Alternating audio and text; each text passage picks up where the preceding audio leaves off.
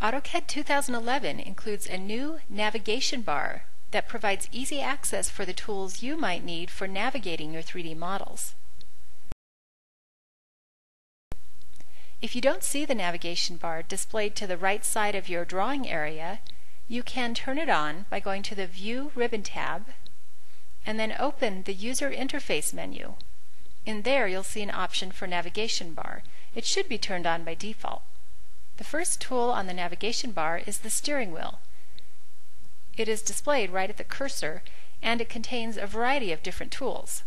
For example, you can zoom or orbit or pan, those typical tools, but you can also do a walkthrough.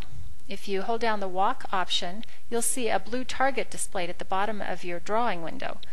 From there you can drag the cursor in the direction you want to walk. The further you drag it away from that target, the faster it will move. You can also control how far up and down you're looking, so you can move your viewpoint up and down. And there's a look tool that enables you to just kind of look around the model. Again, I'm just doing this holding down the left mouse button as I push the mouse. One of my favorite tools on the steering wheel is the rewind option. If you click on that, AutoCAD will display preview images indicating where you have been previously as you've navigated through the model. So if you were navigating through and you liked something that you saw, or maybe you noticed a problem with the model, you can use the rewind tool to get back to one of those previous viewpoints. You can access steering wheel settings from the right-click menu when you right-click over the steering wheel.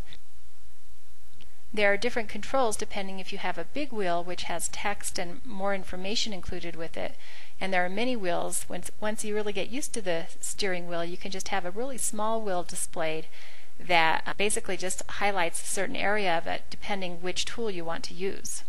So a lot of different controls here.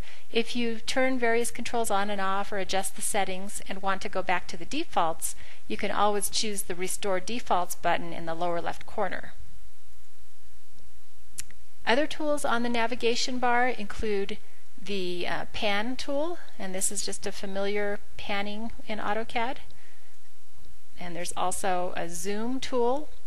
And if you click on the zoom, you'll see that there are additional zoom options. So by default it's got zoom extents there, but you can choose from the many other zoom tools. There's also an orbit tool, and with orbit this is similar to holding down the shift key and the middle mouse button to orbit your drawing, or if you use the view cube to freely orbit, this is similar functionality. Just another way of accessing the orbit tools. And you'll see there's a menu with the orbit tools so that you can access other options that specify the free orbit or continuous orbit. Continuous orbit enables you to just start the model spinning, and depending how fast you push it determines how fast the model will be spinning. You can always just right-click and exit that when you're done. In addition to the standard AutoCAD navigation tools, the navigation bar provides integrated support for 3D connection devices.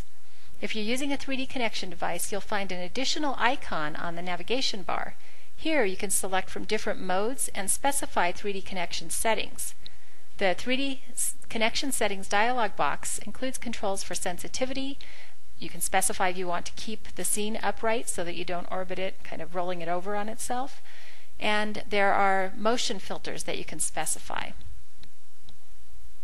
And again, similar to the steering wheel's dialog box, you can restore the defaults simply by clicking that button in the lower left corner.